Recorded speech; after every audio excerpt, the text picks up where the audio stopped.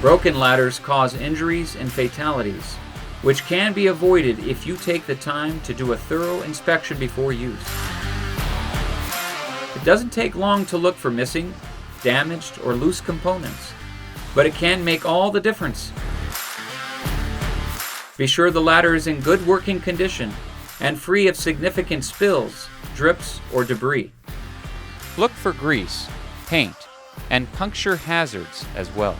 Confirm that your labels are in place and legible. Finally, refer to manufacturer's instructions for inspection on all ladders. Start at the base of the ladder. Be sure the foot pads are correctly attached and not worn, torn, or missing. Check the ladder rails for any wear, damage, or splits in the fiberglass. On all ladders, make sure the rungs are not bent or damaged and the connections are tight to the rails. On step ladders, check to see that your ladder can open and close smoothly, that your spreaders lock securely. Inspect your extension ladders with the same process. Check the shoes for damage and be sure they can move freely. Examine the rope of your ladder.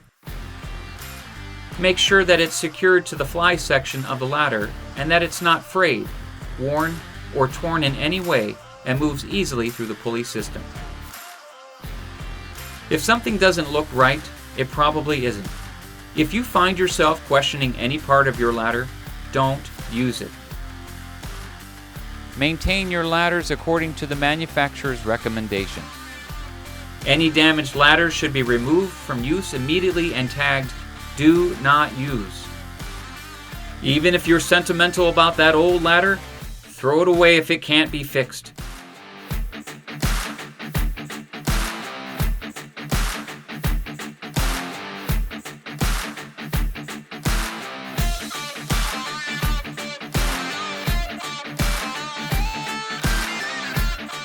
We mean destroy it.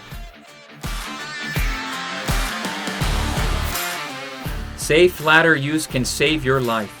Hold yourself and your crew responsible for the safe selection, inspection, setup, and use of all ladders.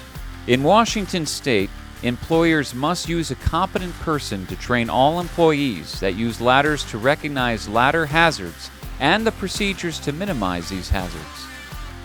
Training must include the proper construction, use, placement, and care in handling ladders, the maximum intended load capacities of ladders that are used. Training must also include the requirements of WAC 296-876 and how to find standards that relate to the work being done. Employees must be retrained as necessary to make sure they know and understand the content of the original training.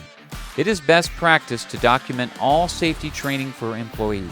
This video by itself does not meet all the requirements of ladder safety training, but can be used as a resource to supplement competent person training.